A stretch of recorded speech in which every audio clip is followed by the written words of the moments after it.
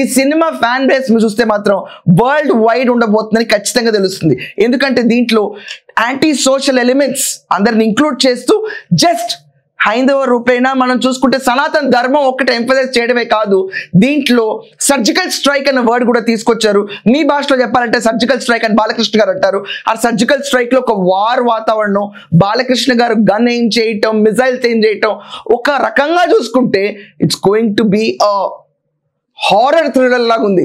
Blood shed ఇదంతా పక్కన పెడితే హిందూ ధర్మం కోసం పోరాడే ఒక యోధుడు, ఇదంతా పక్కన పెడితే ఆయనే చేయగలంటే fights, fight designing, background music ఉంది, నెక్స్ట్ లెవెల్లో ఉంది.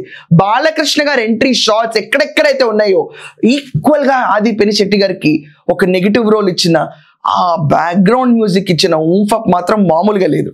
ఇదంతా పక్కన పెడితే బాలకృష్ణ గారి డైలాగ్స్ చాలా ఇంపాక్ట్ఫుల్గా ఉన్నాయి. ట్రైలర్ 1లో చూసిన తర్వాత ట్రైలర్ 2లో నిన్న చూస్తే మాత్రం ఈ డైలాగ్స్కి ఫుల్ లెంత్ డైలాగులు థియేటర్లో వింటే తప్ప మనకెవరికి సేద్దేరం.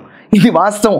చూసుకుంటే కనుక దైవం జోలికి వస్తే మేము ఖండిస్తాం, మీ భాషలో చెప్పాలంటే సర్జికల్ స్ట్రైక్ అని క్లియర్గా చెప్పారు బాలకృష్ణ గారు. ఇది ఒక వార్ జోన్ లాగా నిలిచిన సినిమా.